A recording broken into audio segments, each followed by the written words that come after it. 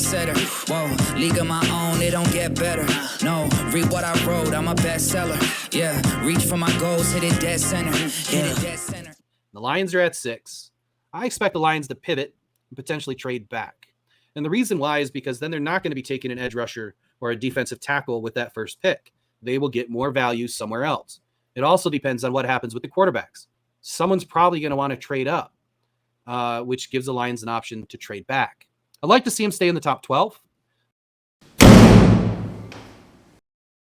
In my opinion, Mozzie's going to be a hot item between pick 25 and 32.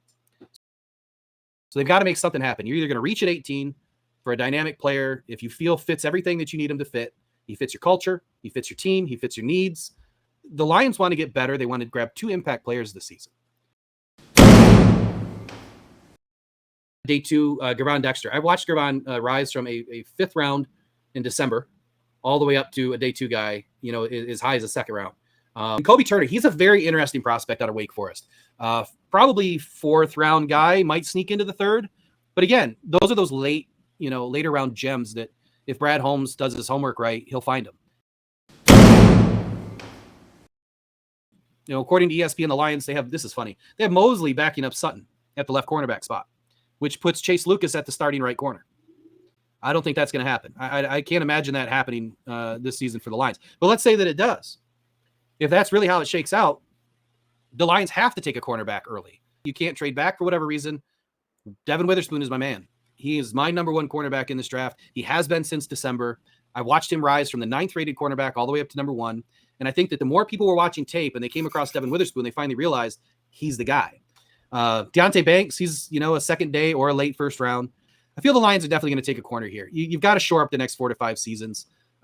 They don't have anybody next year other than Sutton and Chase Lucas, and that's just not enough. Linebacker is another major need for this Lions team. If they're going to stop the run, if they're going to, squash out those intermediate routes and handle those tight ends, they need somebody like a Nolan Smith, Jack Campbell, Derek Hall, all of which can be taken 1st, 2nd, maybe early 3rd round. The way I see Holmes doing this and what he's shown us the last 3 seasons is simple. He's going to go and find the players that fit the team, that fit the culture, that might fit the need, may not fit the need this year, but will fit a need. If they're playmakers, they'll find a way to put them in the game. You play to win the game, right? Famous words. You play to win the game. Holmes is playing chess right now to win the game at a higher level than I've ever seen from a GM, definitely in Detroit, but if not the entire league. I mean, the guy's pulling rabbits out of hats every other week. No matter what happens, Holmes is going to make the right decisions. That front office has come very, very far from 2020. They scrapped everything down to the studs, and they've rebuilt everything from the inside, bringing in the right people, and it shows. Lions fans are not used to this. No. But they better start getting used to it.